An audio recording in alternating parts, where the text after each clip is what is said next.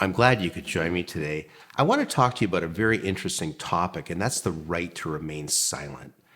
A lot of clients will come to me and say, Mike, in a situation where I've been accused of something and I'm innocent, what should I do? Shouldn't I talk to the police and give them my version of events?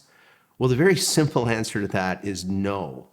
This is a very important right in Canada. And I'm going to give you an example. You're charged with, I don't know, let's say you're charged with domestic assault and you maintain your innocence. You say that your spouse, your husband or wife is making this story up as a revenge motive or some motive to lie.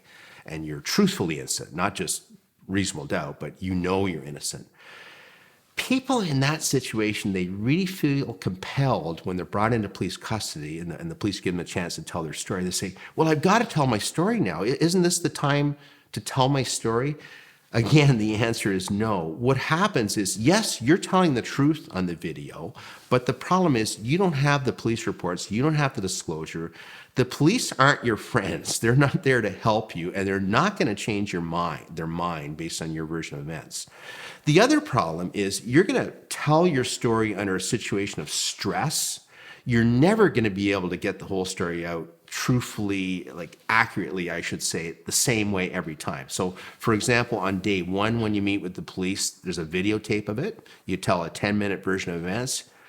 Once you see that video, you go, geez, I forgot to say this. I forgot to say that. That's inconsistent. I was under stress. I didn't have the full version of events. It's a disaster waiting to happen when, especially for an innocent person, truthfully innocent person, to talk to the police and give a statement.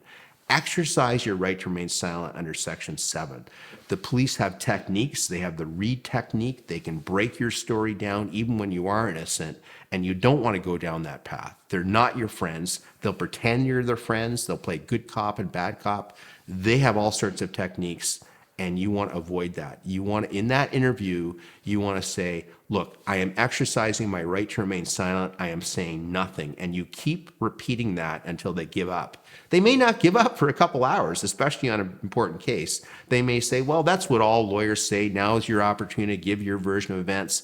Look, this is not the schoolyard or you've been confronted by someone, in that situation where someone's accusing you of doing something, say in the schoolyard when you're a kid or your parent, and you know you're innocent. If you don't say something, you look guilty. That's not the situation in law. A judge never gets to hear that videotape. Right to remain silent, Section 7. It's something that a lot of people don't understand, and they just won't accept the advice. Even when the lawyer tells them this, they still feel compelled to testify. And I'm going to say about 50% of people, even when they're told by a lawyer not to say anything, break down in that interview. Put your head down in the interview, say nothing, ask for a lawyer.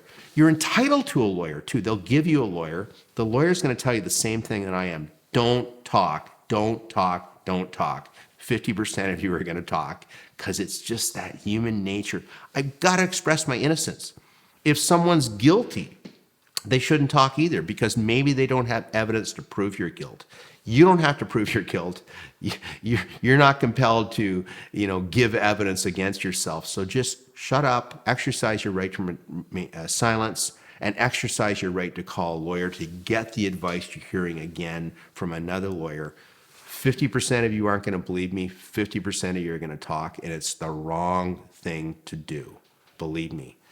That's the video tip of the day. Thank you for joining me today.